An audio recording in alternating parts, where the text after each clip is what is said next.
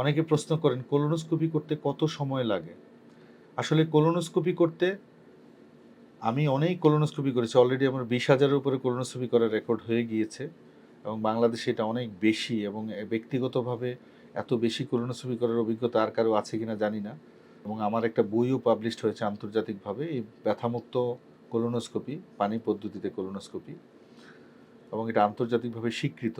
আমি অনেক দেশেই যাই বিদেশে ট্রেনিং দেওয়ার জন্য এবং অনেক ডাক্তারও বিদেশি অনেক ডাক্তারও আছে যারা অনলাইনেও আমার সাথে কানেক্টেড হয় কিভাবে কোলোনোস্কোপি করি আমরা এটা দেখার জন্য।